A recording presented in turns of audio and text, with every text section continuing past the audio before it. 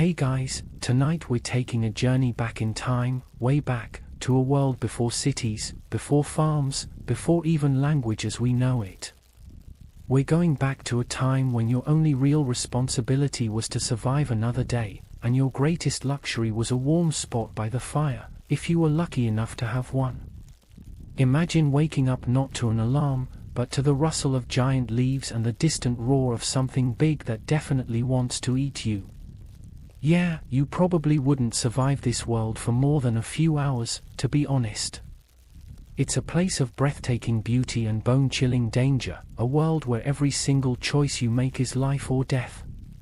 So, before you get comfortable, take a moment to like the video and subscribe, but only if you genuinely enjoy what I do here. Tell me where you are in the comments and what time it is for you.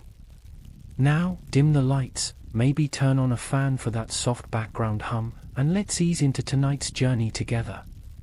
You're standing at the edge of a great savanna, the air thick and humming with the sounds of a million insects. The sun, a heavy, golden orb, is just beginning to climb the horizon, and the long grass is still wet with dew. You're not alone, of course. You're part of a small, tight-knit group, a family, in the most profound sense of the word. And what do you do first in the morning? You don't think about food or shelter just yet, not in the way you might imagine. No, your immediate, biological impulse is connection. You reach out, not just physically, but emotionally, to those around you. The bonds you share aren't just for safety, they're the very core of your existence. And these bonds, they are complex. We're talking about the dawn of love and romance itself, in a raw, unvarnished form. Forget everything you know about modern dating apps or candlelit dinners. Here, romance is a quiet moment of grooming, a gentle touch that says, I see you, and you are important to me. It's a shared glance across a watering hole as a predator stalks by, a look that communicates, we are in this together. This is where it all began, the fundamental human need to connect with another on a deeper level. You see, for the earliest hominids, pair bonding was a matter of survival. It wasn't about finding your soulmate in the modern sense. It was about finding a partner to raise offspring with, to share the burden of foraging and protecting. A stable partnership meant a higher chance of your children surviving to adulthood. This is a mainstream historical fact that is often overlooked in our sanitized versions of history, that love, in its most primal form, was a powerful evolutionary strategy. A male who formed a strong, lasting bond with a female was more likely to ensure his genes were passed on. A female who chose a loyal, protective partner increased her children's chances of thriving in a harsh world. It was a beautiful, practical arrangement. And so, you see a couple in your group, maybe your parents, maybe a brother and his partner, sharing a moment. He's carefully picking burrs from her thick hair, his fingers moving with a surprising delicacy. She leans into his touch, a soft rumble in her throat that is a sound of contentment. It's a small, quiet act, but it's packed with meaning. This is how you show affection, how you build trust, how you say, I am committed to you. A quirky tidbit about this time is that this kind of reciprocal grooming wasn't just about hygiene, it was a powerful social tool, a physical manifestation of affection and trust. It released feel-good chemicals in the brain, like oxytocin, strengthening the bond between individuals. Think of it as the original couples massage, but with a much higher purpose. But what about the more physical side of things? The intimacy and physical interaction of this era were tied directly to these social structures. Mating wasn't a secret, shameful thing hidden away. It was a natural part of life, a key component of pair bonding and community building. Historians still argue whether monogamy was the norm or if hominid societies were more communal and fluid. The truth is, it likely varied greatly from group to group, and maybe even from individual to individual. Some couples might have been fiercely loyal, while others might have had more flexible arrangements. What is clear, however, is that sex wasn't just for procreation. It was a vital part of strengthening bonds and reducing tension within the group. It was a glue that held the family unit together. You watch as a young couple, who have recently started their own pair bond, share a quiet moment away from the others. There's a playful energy between them, a gentle chasing and nudging that reminds you of young puppies. There's a look in their eyes, a look of pure, uninhibited affection. There's no shame, no pretense. Just two beings connecting on the most fundamental level. They touch, they groom, they whisper soft sounds to each other, and when they come together, it is with a primal, beautiful honesty that modern society has, in many ways, forgotten. It's a testament to the raw, unfiltered nature of life back then. Everything was simple and essential. And this is the part of history that's often swept under the rug, this raw, unfiltered romance and physical connection, because it doesn't fit our neat, modern boxes. But let's be real. This isn't some romantic comedy. The world you inhabit is beautiful, but it is also brutal. These moments of connection and intimacy are precious because they are fleeting. They are the calm before the storm, the brief respite from the constant threat of extinction. When you fall in love here, you're not just pledging your heart to another person, you're pledging to protect them, to feed them, to defend them from a world that wants to swallow you whole. It's the ultimate act of courage, a defiance in the face of oblivion. The sun is higher now, and the first order of business is to find something to eat. The quiet, intimate moments of the morning are over. The focus shifts from internal relationships to external survival. But the strength of those bonds, forged in the quiet moments of grooming and affection, will be what carries you through the dangers of the day. You'll need to trust each other completely, to communicate with a look or a gesture, to know instinctively what the other is thinking. Because in this world, a single misstep, a moment of hesitation, can mean the end. Your family, your partner, your chosen mate, they are your whole world. And their love, it's the most powerful tool you have. The quiet intimacy of the morning gives way to a different kind of intensity.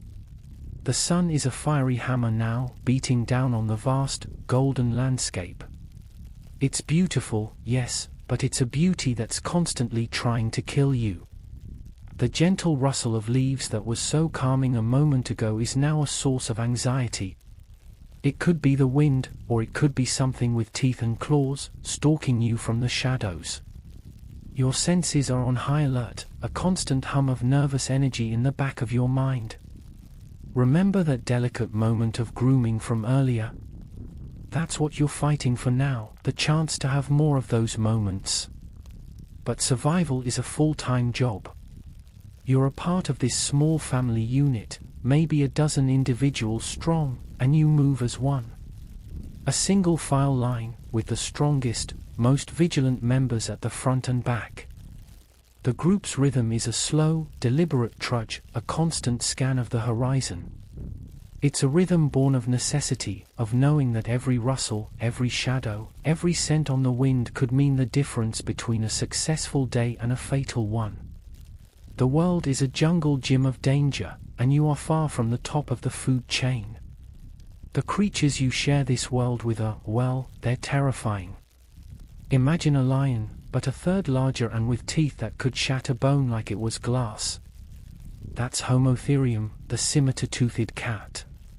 Or what about a crocodile, but one that could grow to the size of a small bus? That's Crocodilus thorbjonosoni, a real mouthful of a name for a creature that could swallow you in a single bite. These aren't just animals, they are walking, breathing threats. The feeling of being constantly watched, of being the prey, it's a feeling that modern humans have completely forgotten.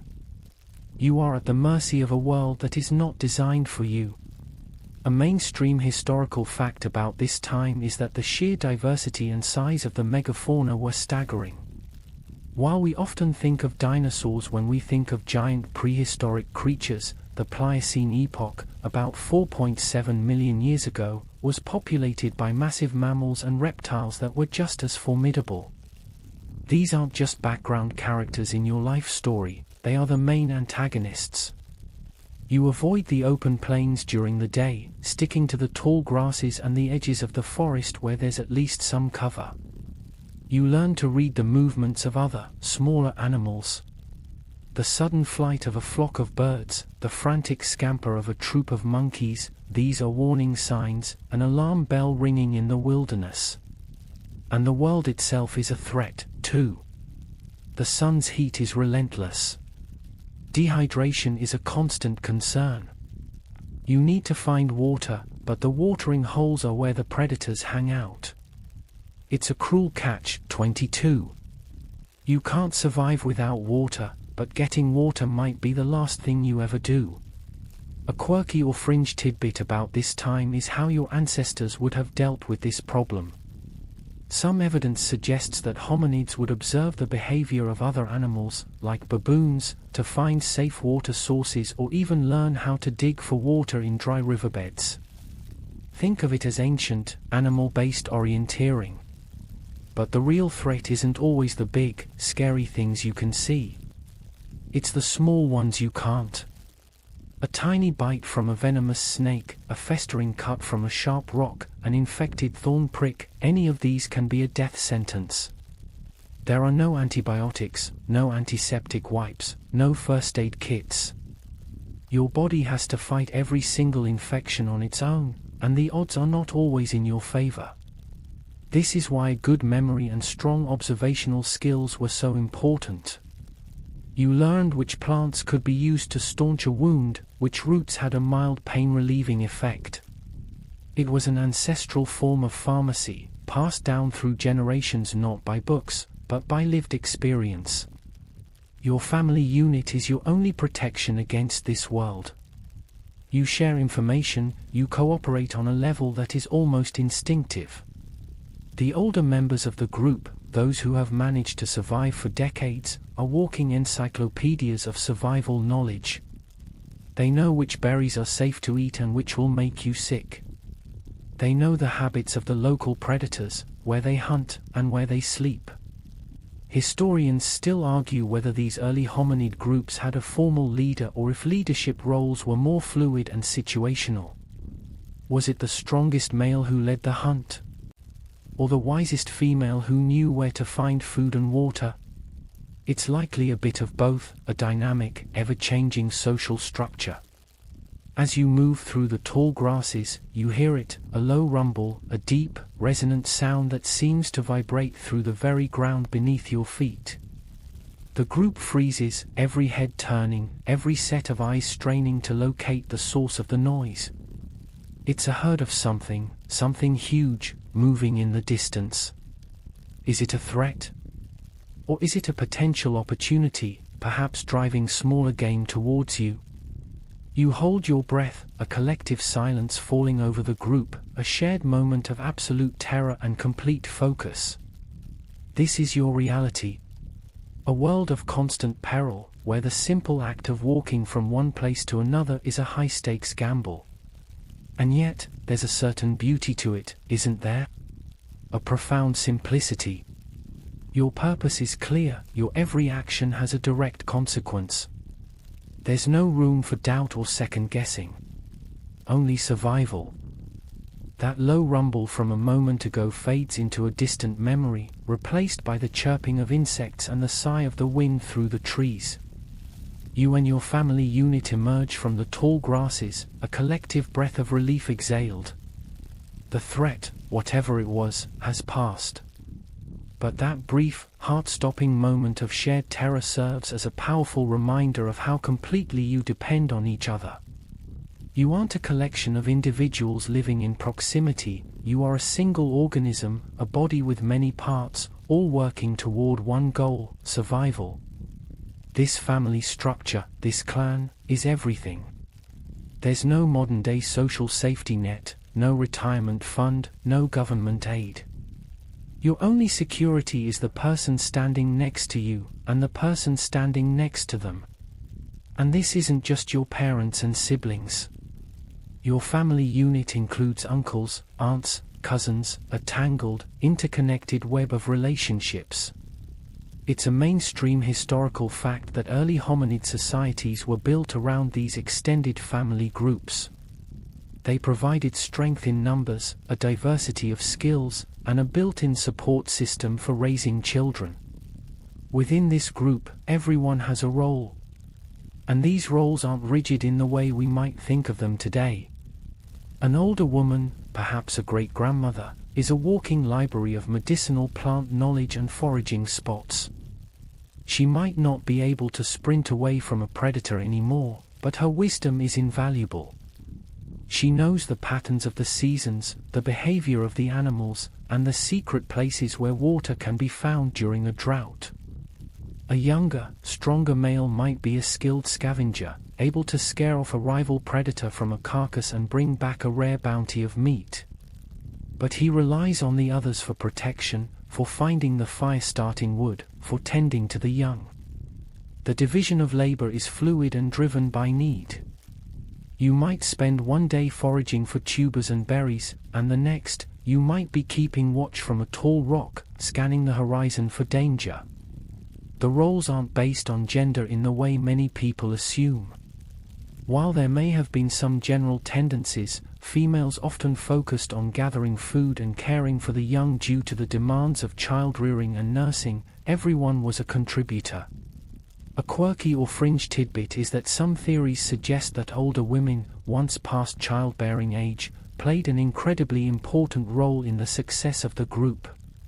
With their vast knowledge and lack of maternal duties, they became the ultimate resource for the community, a grandmother hypothesis that suggests they were crucial for the survival of their grandchildren. It's a beautiful, elegant theory. And what about the children? They aren't just passive observers. They are active learners.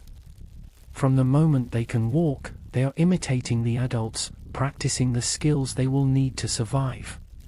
A little boy might be using a stone to mimic the cracking of a nut, while a little girl might be observing her mother, learning which plants are safe to eat. Play is not just for fun, it's a vital part of their education. You watch as two children playfully wrestle, their movements a clumsy but undeniable mimicry of the real, life-or-death struggles the adults face. They are learning to navigate their bodies, to understand strength and weakness, and to cooperate with a partner. This cooperation is the foundation of your society. When a member of the group is sick or injured, everyone rallies to help. The group might stay put for a day or two, even at great risk, to allow someone to recover. Food is shared, always. A successful hunt, a lucky find of a fruit tree, the bounty is distributed among all members. There's no concept of private property in the way we understand it. Your personal possessions are your clothes, your simple tools, and your body. Everything else belongs to the group. Historians still argue whether this early social structure was a true form of egalitarianism or if there were subtle power hierarchies based on age, strength, or wisdom. It's a fascinating debate. Was the oldest person in the group automatically the leader? Or did the most effective hunter hold sway? It's likely that it was a complex blend of both, a meritocracy based on survival. As the sun begins to dip towards the horizon, painting the sky in fiery oranges and purples, the group begins to settle down. You find a sheltered spot near a rocky outcrop, the stones still radiating the warmth of the day. The children huddle with their parents. The elders settle in. It's a quiet, peaceful moment. You're not safe, not truly. The night is full of dangers. But you are together. And in this world, that is the closest thing to safety you'll ever find. The feeling of being surrounded by your family, by people who would willingly risk their lives for you, is a comfort so profound it's almost impossible to articulate.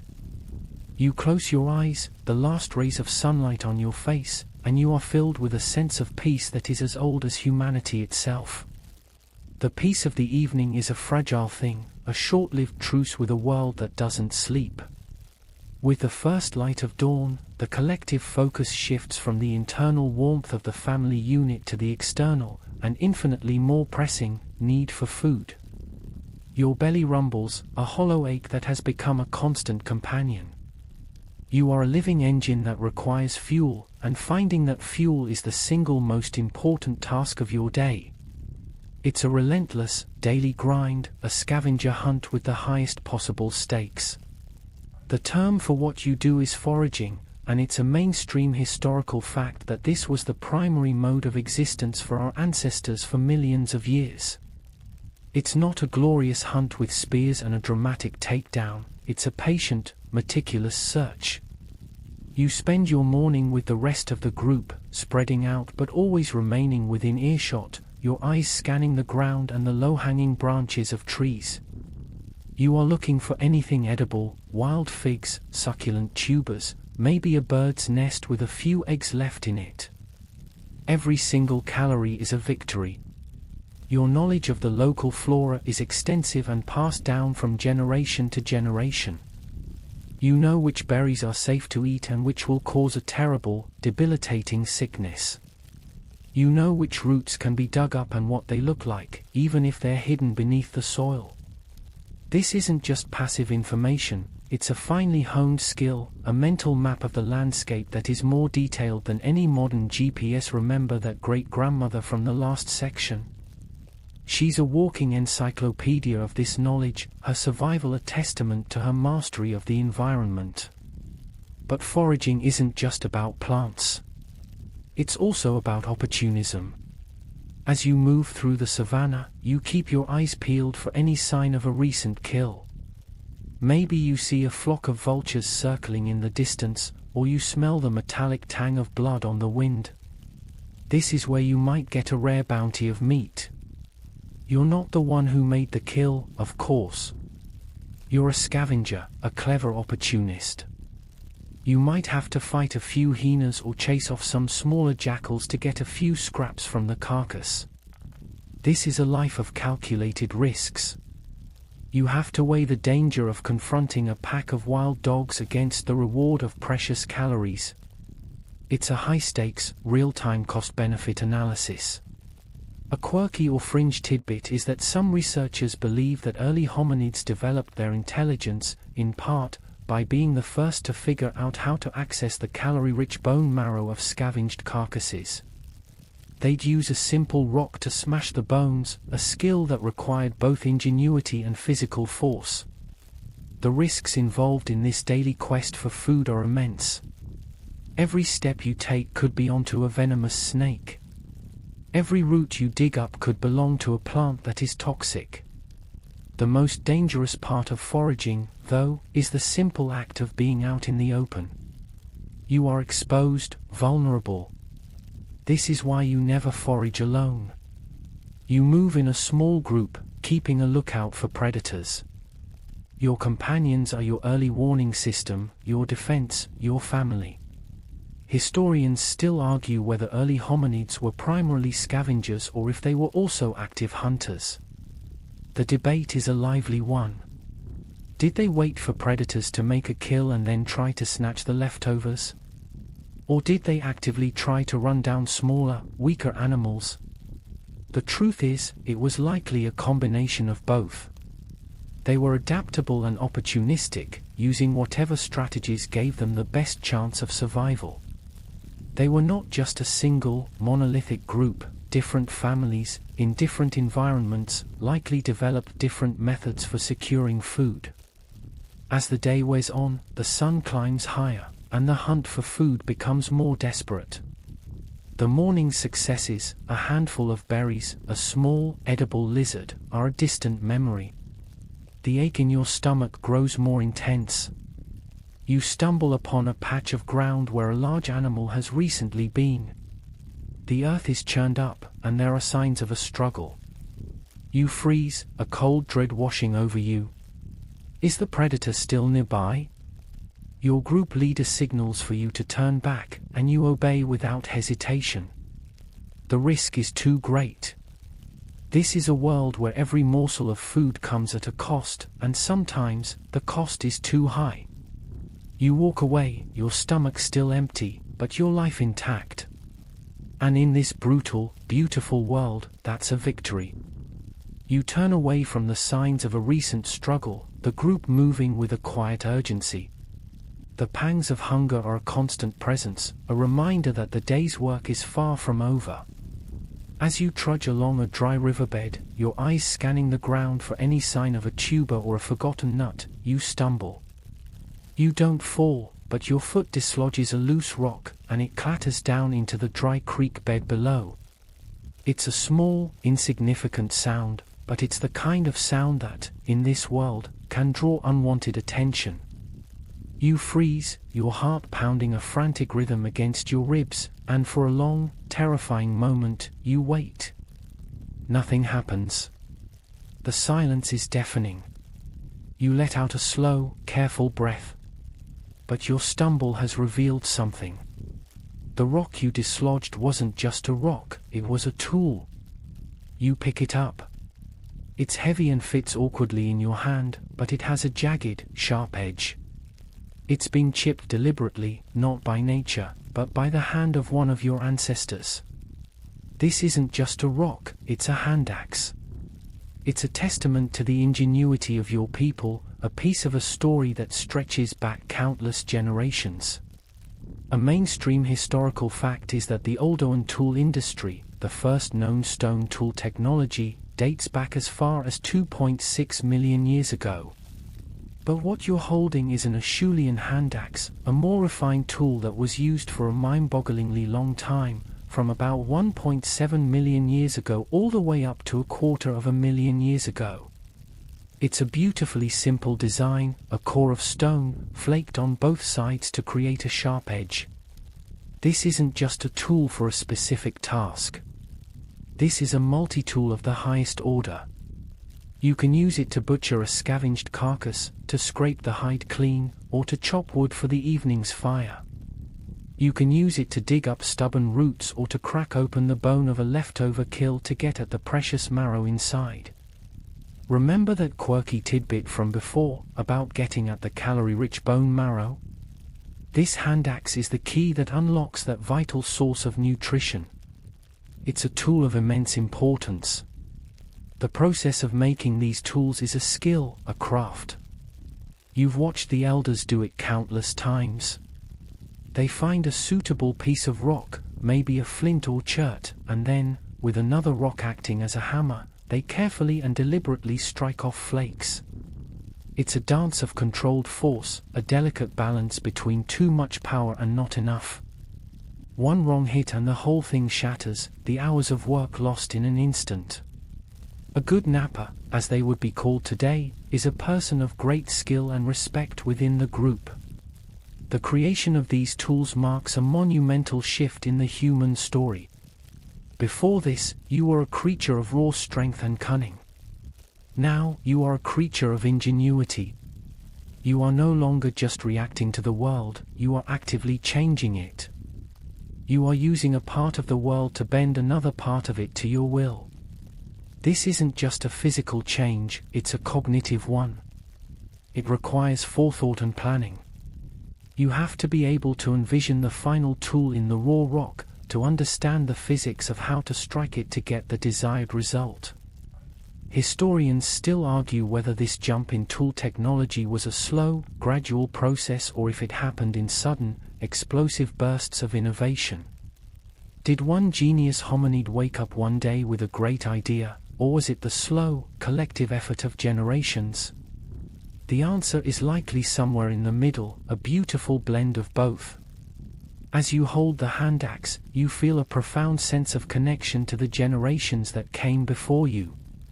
This tool isn't just for you, it's an inheritance. It's the result of countless hours of trial and error, of broken rocks and shattered hopes. It's a tangible link to your ancestors, a physical reminder of their struggle and their ultimate triumph.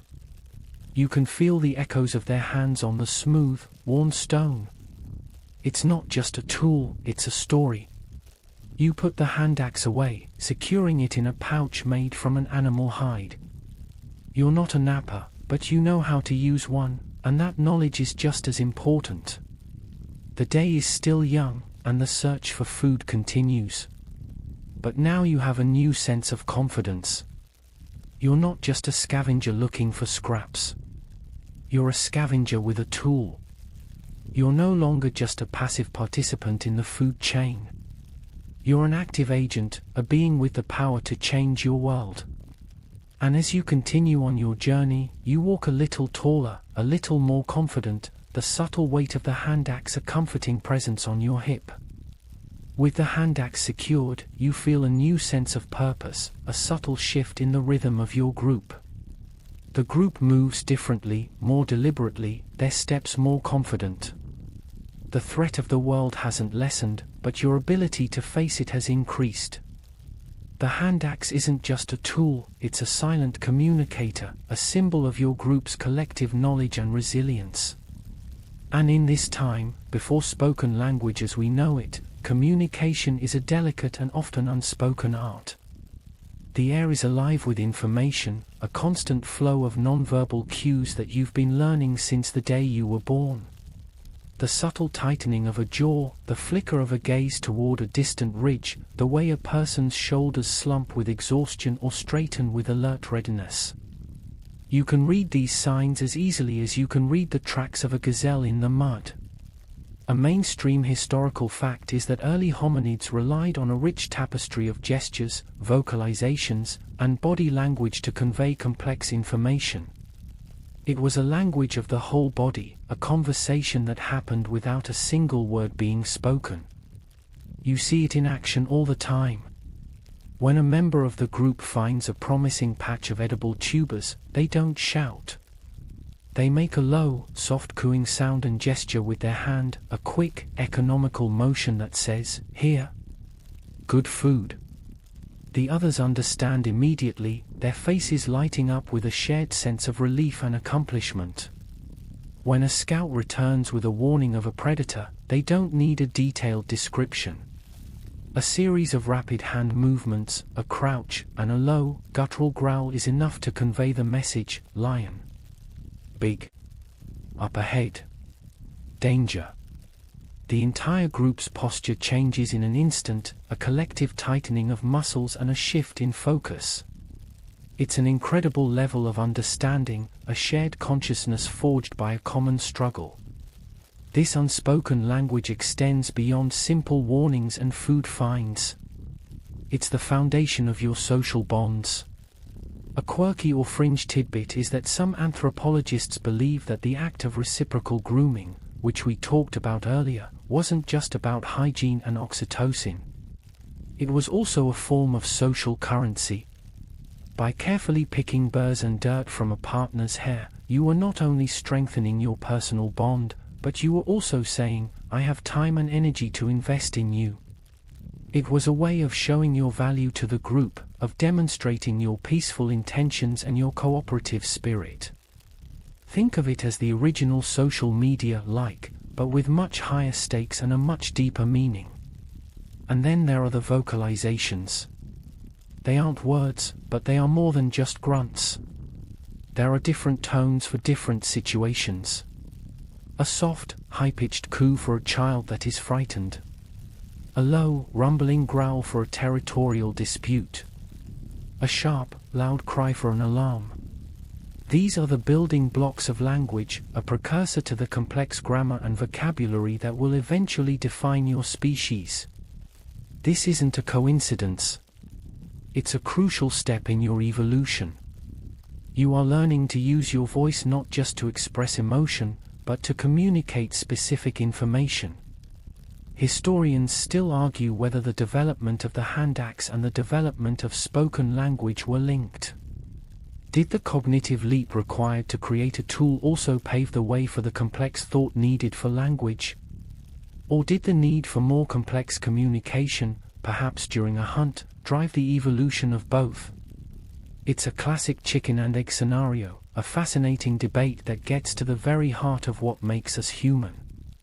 As you sit by the makeshift fire in the evening, the flames licking at the darkness, you see the subtle, unspoken communication at its most powerful. The group is a silent tableau of motion and stillness. A mother cradles her child, a gentle rocking motion that is a universal sign of comfort. Two young males playfully spar, their movements and postures a conversation about dominance and respect. An elder sits quietly, his eyes closed, but his body language says he is still a vigilant part of the group, a silent guardian. This is your culture. This is your society. It is built not on books or laws, but on the silent, profound understanding of each other. You feel it in your bones, this sense of connection. You are a part of something much, much bigger than yourself. And in a world of constant threats, that feeling is more important than any tool or any piece of scavenged meat. It is the very thing that keeps you going. The silent conversation by the fire ends as the flames die down to a soft, glowing ember. The chill of the night begins to creep in, and the sounds of the world change. The chirping of crickets gives way to the hooting of owls and the low, guttural calls of unseen predators. This is a terrifying time. Your group, your family, huddles together for warmth and protection. But you need more than just the body heat of your companions. You need shelter. A place to feel, if only for a few hours, a little bit safe. This is a mainstream historical fact. The search for and creation of shelter was a constant, driving force in the lives of early hominids. You didn't have the luxury of building a sturdy house with a roof and walls. Your shelter was temporary, a place to rest and protect yourselves from the elements and the countless dangers of the night. The best shelters were natural ones, places where you could find some degree of security with minimal effort. You and your group are experts at finding these places. As you moved throughout the day, you were always scanning your surroundings, not just for food and danger, but for potential resting spots. A shallow cave carved into the side of a rocky outcrop, a hollowed-out log large enough for a few of you to squeeze into, or a thicket of thorn bushes so dense that no predator would dare try to push through it. These were the five-star hotels of your time. The best of the best was a cave. It offered protection from the wind and rain, and its deep interior was a perfect place to retreat from a passing predator. The hard, rocky walls provided a solid back to rest against, and the darkness was a silent ally. But caves weren't always available, and they often came with their own set of problems, like the previous occupants. A bear or a large cat might have already claimed the spot, and you'd have to make the choice, fight for the shelter or find a less ideal spot. More often than not, your shelter was makeshift. You would gather fallen branches and large leaves, stacking them against a low rock or a fallen tree. It wasn't perfect, and it didn't offer complete protection, but it was better than nothing. This is a quirky or fringe tidbit. Some anthropologists believe that the practice of building these simple shelters, of manipulating the environment to suit your needs, was a crucial step in the development of human intelligence. It required planning, cooperation, and the ability to imagine a structure that wasn't there.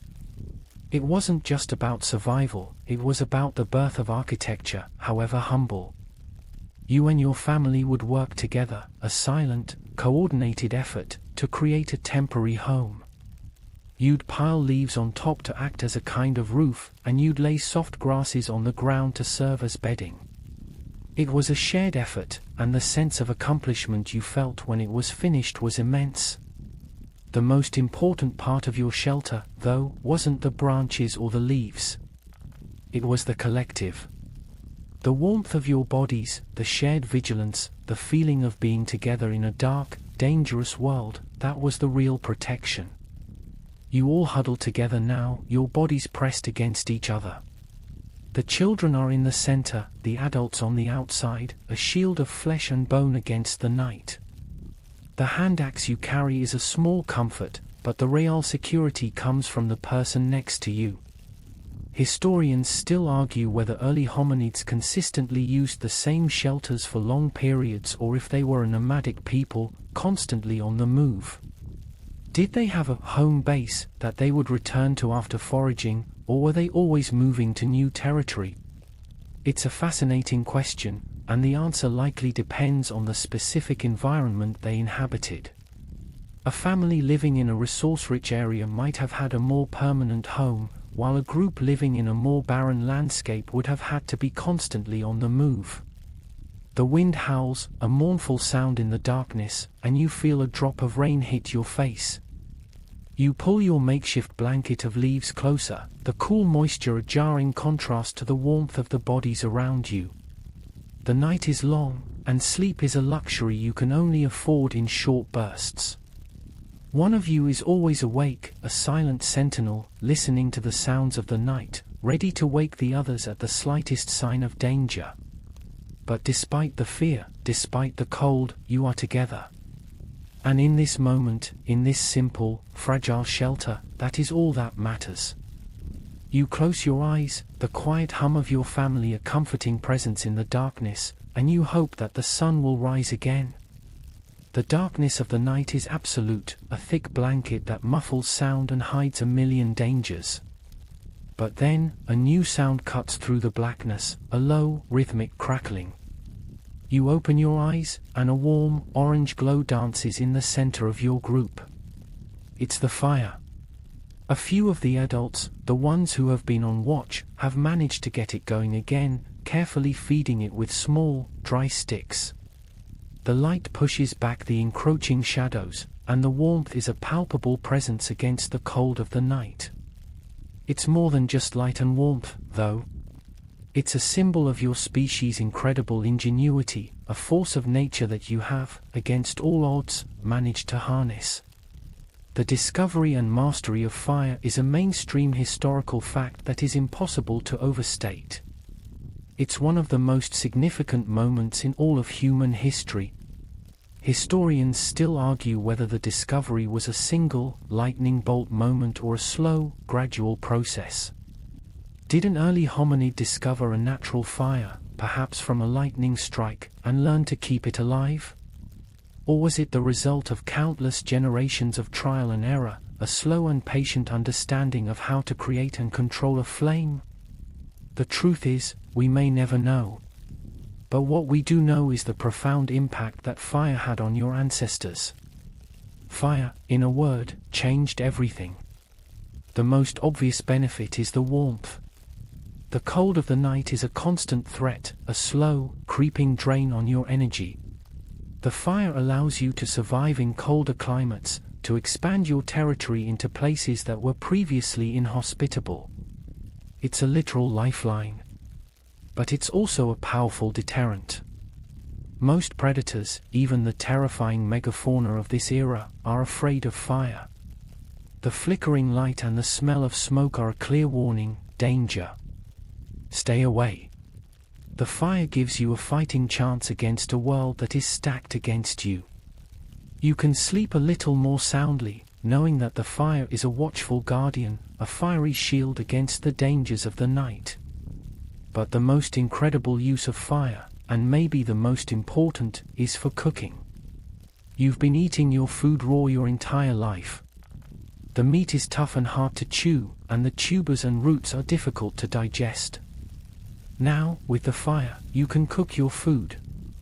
You watch as a piece of scavenged meat is carefully placed on a hot stone near the flames. The smell is intoxicating, a rich, savory aroma that you've never experienced before. The cooked meat is softer, easier to chew, and much, much easier for your body to digest. A quirky or fringe tidbit is that some researchers believe that the ability to cook food was a major factor in the growth of our brains. Cooking made it possible to extract more calories from food in less time, freeing up energy that could be used to fuel a larger, more complex brain. So, in a way, that warm, delicious piece of cooked meat is what made you smart. The fire is also a social hub. The light pushes back the darkness, creating a small, safe circle where your family can gather. This is where stories are told, not with words, but with gestures and sounds and a shared understanding of your group's history. It's where you groom each other, strengthening the bonds of your family. It's where the older members of the group pass on their knowledge to the younger ones, pointing to different star constellations and teaching you which ones to follow. The fire is the original community center, the heart of your small world. You watch the flames, hypnotized by their dance. The light catches the faces of your family, illuminating their features in a warm, gentle glow. You see a look of contentment on your mother's face as she tends to her youngest child. You see the look of deep concentration on the face of an elder as he carefully sharpens a hand axe by the light of the fire. You feel a sense of profound peace and gratitude. The world outside the circle of firelight is still dark and dangerous, but for this moment, in this small, glowing circle, you are safe. The fire is a promise, a symbol of hope and ingenuity. It is a testament to the fact that you and your family are more than just animals. You are thinkers, innovators, and creators. And with this fire, your journey has just begun. The warmth of the fire is a fleeting comfort, a temporary shield against a relentless world. With the dawn, the embers die down, and the group is on the move again. But this journey isn't just a daily search for food and water. This is a migration. The climate is changing, resources are becoming scarce, and a profound, primal instinct is driving you and your family to seek out new lands. You're part of a massive movement of life, a slow but steady expansion of your species from your ancestral home in Africa to the wider world. This first great migration out of Africa is a mainstream historical fact, a journey that began over 2 million years ago. It wasn't a sudden exodus, it was a slow, generational trudge. Your ancestors didn't pack up their belongings and leave in a single day.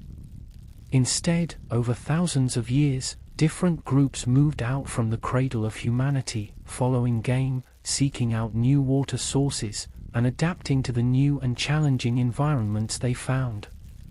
This journey was a testament to your species' incredible adaptability and resilience. You've left behind the familiar savanna and are now moving through a landscape that is both beautiful and terrifyingly foreign. The trees are different, the sounds are new, and the air itself feels colder. The challenges are immense. You have to learn the habits of new predators and the locations of new food sources. The knowledge that has been passed down through generations, the locations of the best watering holes, the seasons for specific berries, is no longer applicable. You are essentially starting from scratch, relying on your ingenuity and your collective knowledge to survive. This is where the importance of your hand axes and your mastery of fire becomes even more crucial.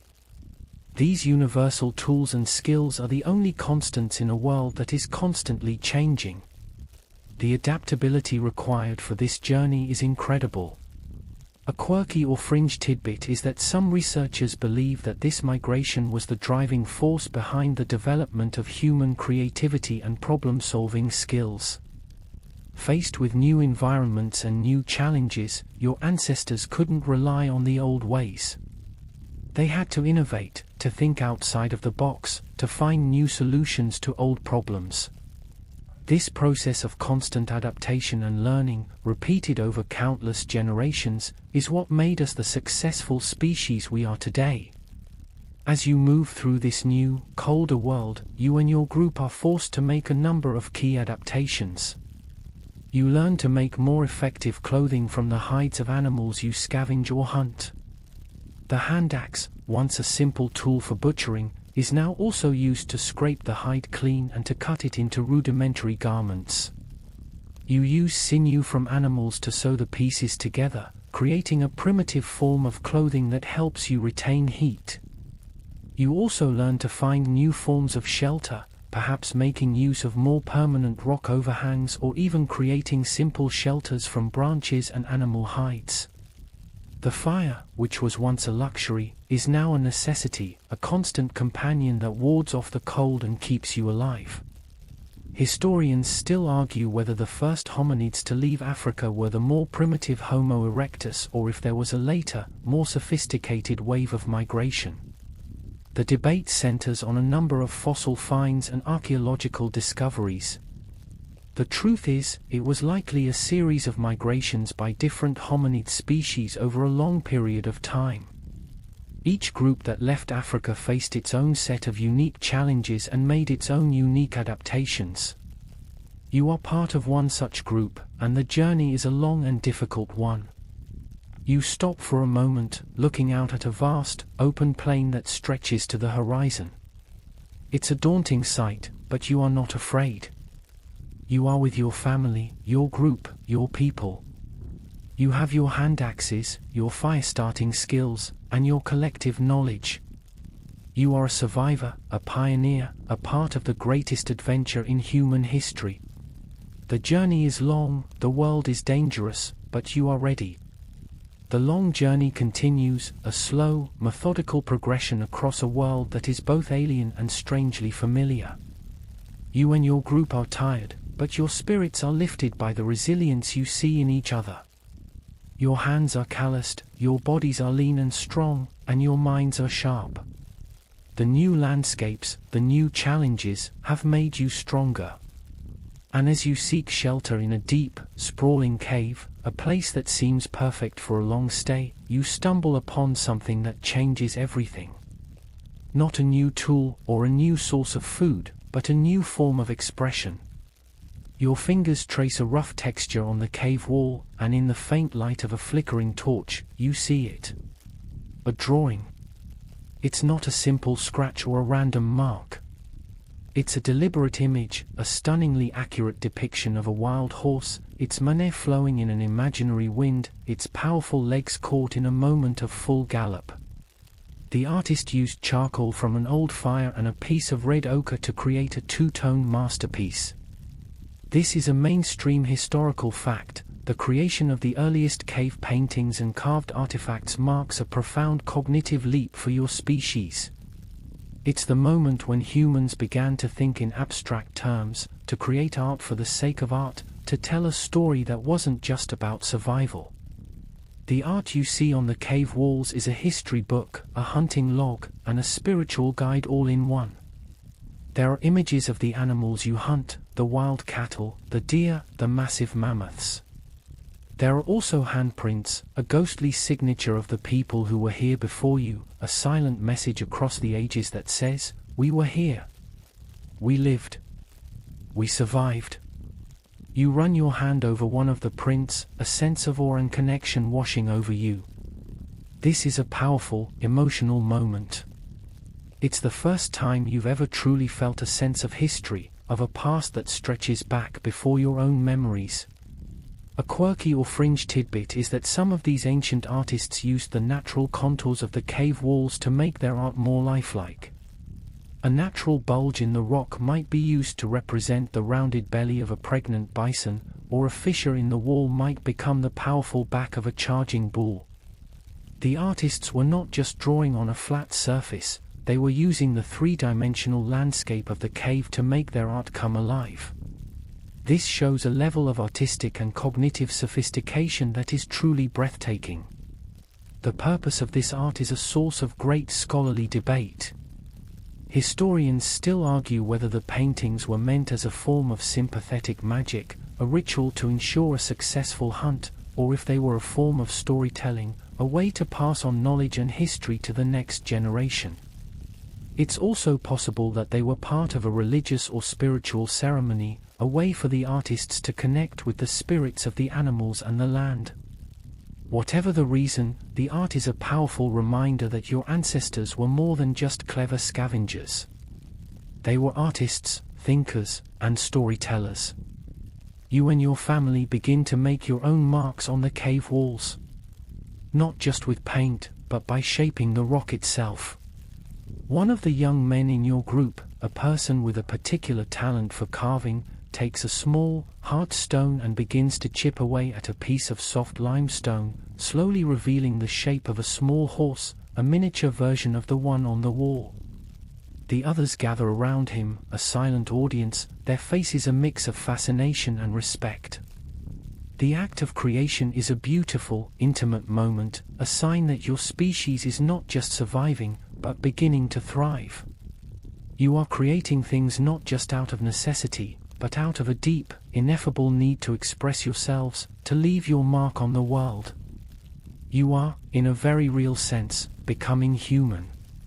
The cave walls, adorned with their silent, painted stories, are a powerful testament to the burgeoning complexity of your species.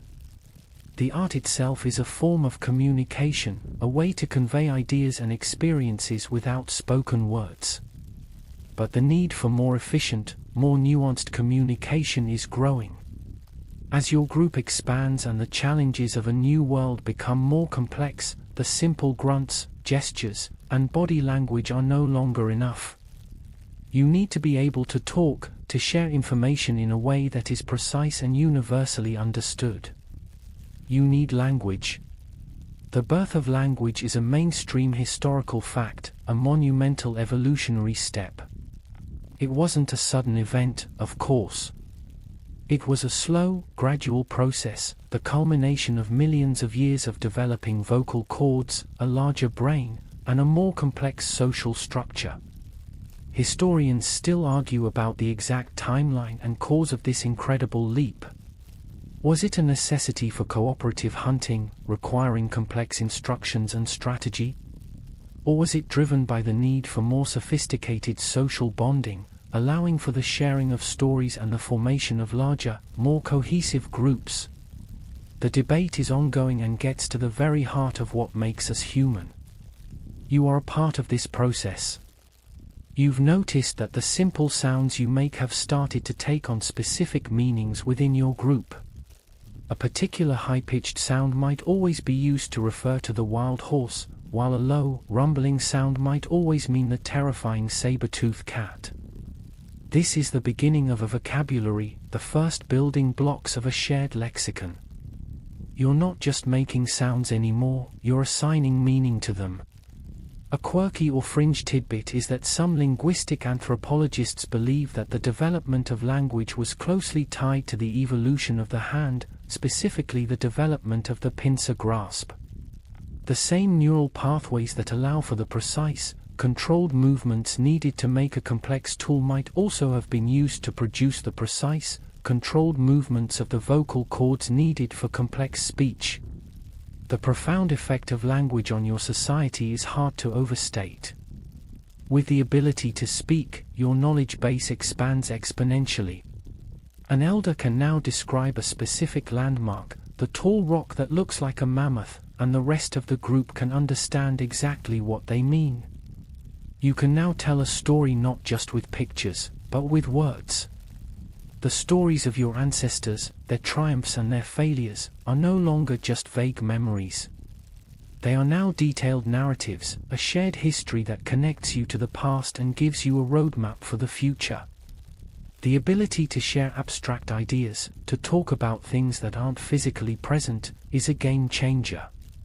You can now plan a hunt in detail, discussing where to set a trap or how to drive the prey into a certain area. The development of language is also a powerful social tool. It allows you to express not just your needs, but your feelings and emotions in a more nuanced way. You can comfort a frightened child with a soft, reassuring voice. You can share a joke with your companions, a shared laugh that strengthens the bonds of your family. The world, once a place of mute observation and primal instinct, is now a place of conversation and shared understanding.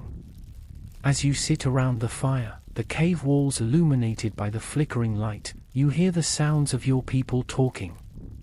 It's not a clear, perfect language, but it's a beginning.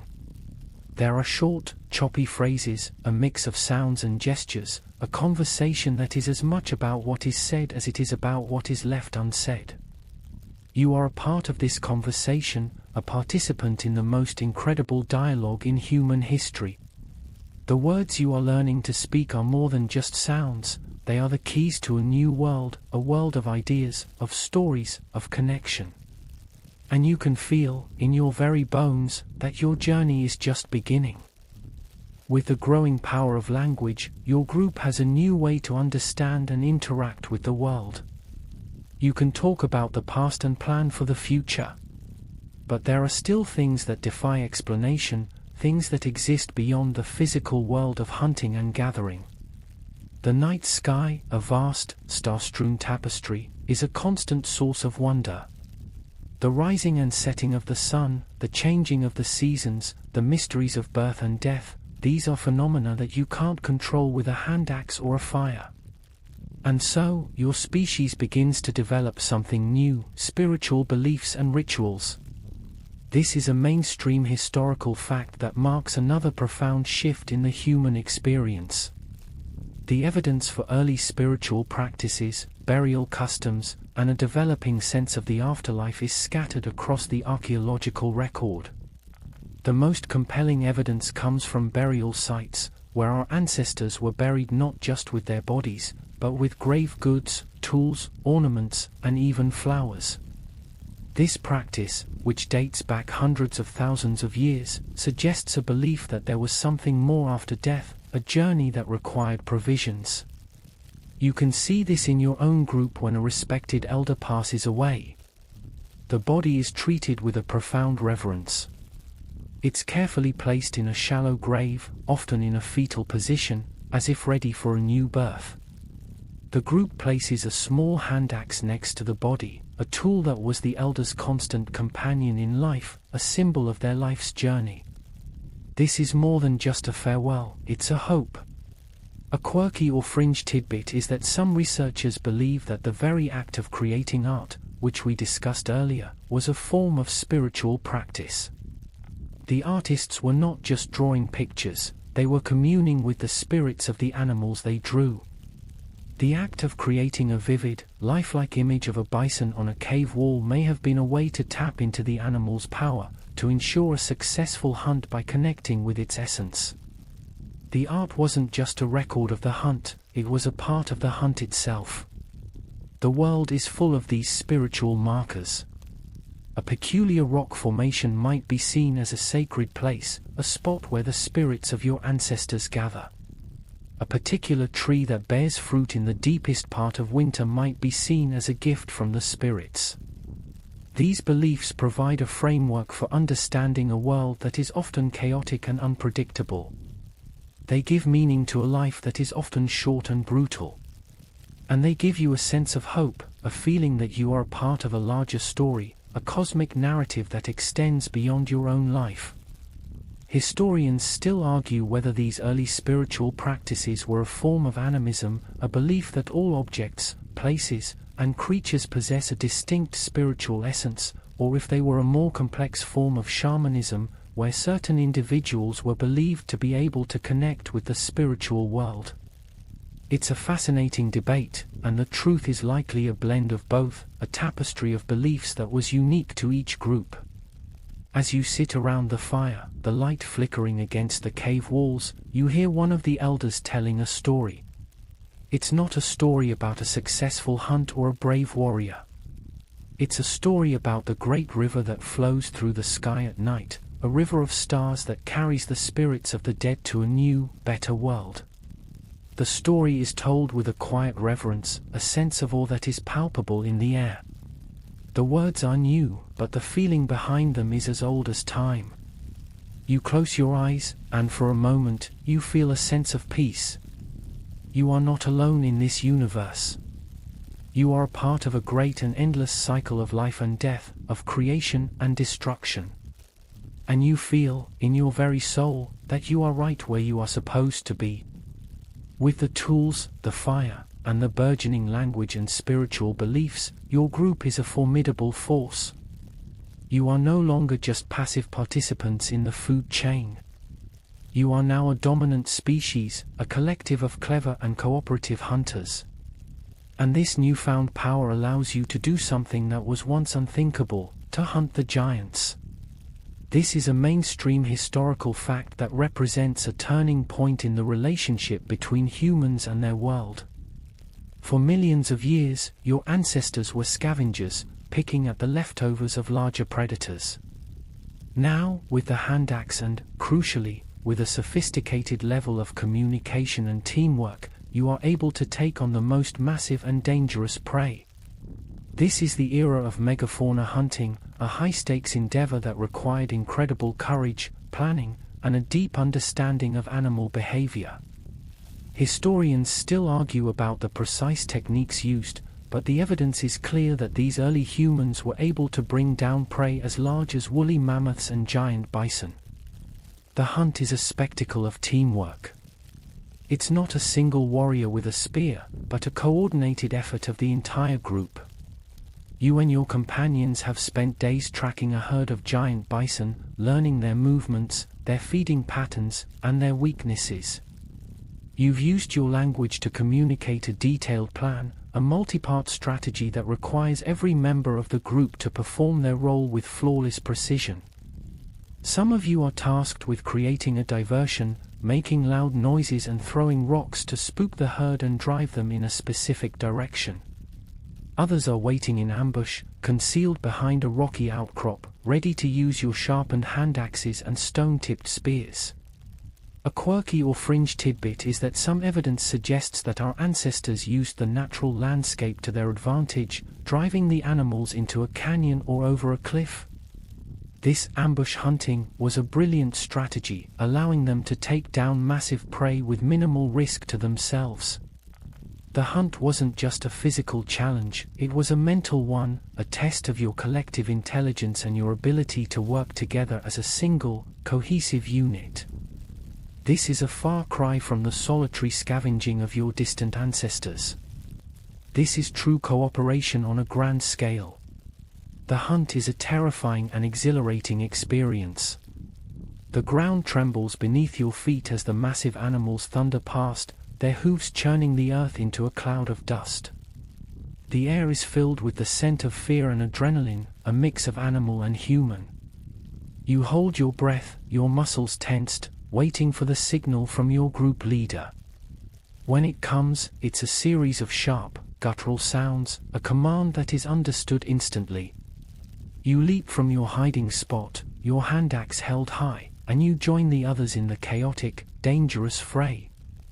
The hunt is a testament to the fact that you are no longer at the mercy of the world. You are now a master of it. But the hunt is not just about the kill. It's about the aftermath. The successful hunt provides a bounty of food that can sustain your group for weeks. The meat is shared, of course, with every member of the group receiving an equal portion, regardless of their role in the hunt. The bones are used for tools and weapons, and the hides are used for clothing and shelter. The hunt is a communal celebration, a moment of shared triumph that strengthens the bonds of your family and your group. The night after a successful hunt is a night of feasting and storytelling, of songs and dances that celebrate your power and your ingenuity. The fire burns brightly, a symbol of your triumph over the darkness and the dangers of the world. The triumphant hunt for the giants is a powerful, collective memory, a shared story that solidifies your identity as a species. But the journey of your people is far from over. The tools you use become more refined, the language you speak becomes more complex, and your understanding of the world deepens. You are not the end of the story, you are a bridge. You are a part of the transition to the next great chapter in human history, the rise of Homo sapiens. This is a mainstream historical fact, the emergence of anatomically modern humans.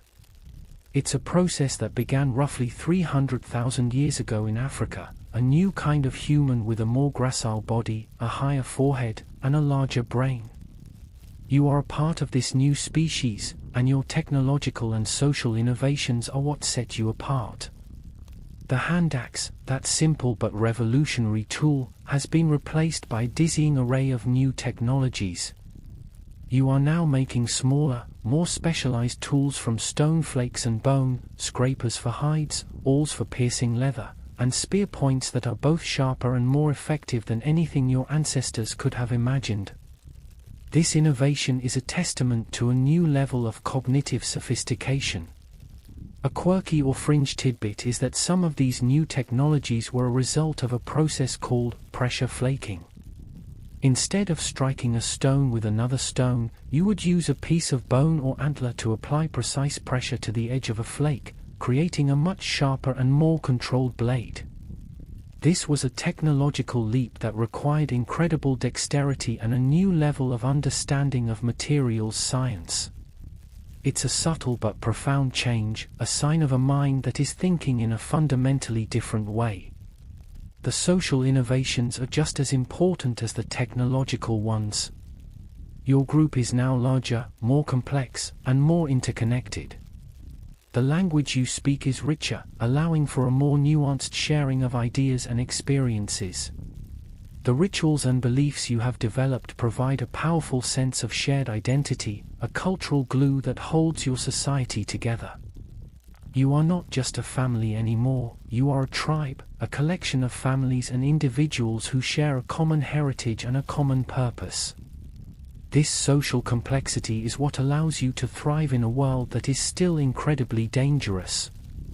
Historians still argue about the exact reasons for the rise of Homo sapiens and the eventual extinction of other hominid species, such as the Neanderthals. Was it a result of our superior technology and communication? Or was it simply that we were more adaptable, able to survive in a wider range of environments? It's a complex and fascinating question. The truth is likely a blend of both, a combination of technological prowess, social sophistication, and an incredible ability to adapt. As you sit around the fire, a new tool in your hand, a beautifully crafted spear point made from a long, thin flake of flint, you feel a sense of profound change. The world is still the same, but you are different. You are a new kind of human, a being with a capacity for abstract thought, for complex language, and for incredible innovation. You look at the cave paintings, the handprints of those who came before you, and you feel a sense of gratitude and respect.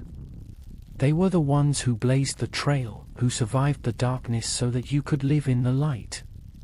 And as you gaze into the flickering flames, you feel a sense of responsibility to the future, to the generations that will come after you. You are the torchbearer, the one who will carry the flame of humanity forward. The world you inhabit is changing. The great journey is coming to an end, not in a single moment, but in a gradual, inexorable shift that is happening all around you. The reliance on hunting and gathering, the nomadic lifestyle that has defined your species for millions of years, is beginning to give way to something new, something that will change the course of human history forever. You are witnessing the dawn of agriculture and the birth of settled communities. This is a mainstream historical fact, the Neolithic Revolution. It wasn't a revolution in the sense of a sudden, violent upheaval, but a slow, profound transformation of human society.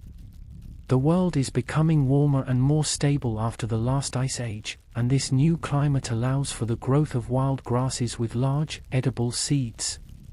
You and your people, with your keen powers of observation, have noticed this. You've noticed that if you drop a seed in the ground, a new plant will grow in the same spot. This simple observation is the beginning of farming. Instead of constantly moving to find food, you can now grow your own. A quirky or fringe tidbit is that some researchers believe that this transition wasn't a sudden, brilliant idea, but a gradual process that started with incidental agriculture. Your ancestors, in their daily foraging, would have dropped seeds and discarded edible plants in their campsites, and over time, they would have noticed that these plants would grow in the same spot the next year. This passive observation would have led to a more deliberate and active cultivation of plants. It's a beautiful, elegant theory that suggests that the birth of farming was a happy accident, a result of millions of years of foraging behavior. The ability to grow your own food changes everything. You no longer have to spend your entire day foraging for calories. This frees up time and energy for other things, for creating more complex tools, for building more permanent shelters, for developing more intricate social structures. The nomadic lifestyle is becoming a thing of the past. Your group is now settling in one place, near a reliable water source and a field of wild grains that you are slowly but deliberately beginning to cultivate. The simple shelters of branches and leaves are being replaced by more permanent structures made of mud, wood, and stone. You are building a home, a village, a community. Historians still argue about the precise timeline and location of this revolution. Did it begin in the Fertile Crescent of the Middle East, or did it happen independently in different parts of the world at different times? The evidence is complex and suggests that it was a multifaceted process, a series of independent discoveries and innovations that happened all over the globe. The truth is, the human story is not a single, linear narrative, but a mosaic of countless journeys and countless triumphs. As you stand on the edge of a field of ripening grain, the setting sun painting the sky in fiery colors, you feel a sense of both loss and hope. The nomadic life, with its constant movement and its daily struggle, is coming to an end. The wild, untamed world of your ancestors is slowly being replaced by a more controlled, more predictable one. But with that loss comes a profound gain. The birth of agriculture means a more reliable food source, a larger population, and a new kind of social organization. It means that you can now specialize, that one person can be a farmer, while another can be a toolmaker, and another can be a storyteller. The world is becoming more complex, more beautiful, more human. The last rays of the sun are fading, and you turn to walk back to your new home, a small, permanent structure that you helped build with your own two hands. The feeling of the earth beneath your feet is no longer just a path to the next watering hole, it is now your home. The air is filled with the scent of wood smoke and the low hum of your community. The world is changing, and you are a part of that change. You are at the end of one story and the beginning of another, a new world, a new way of life.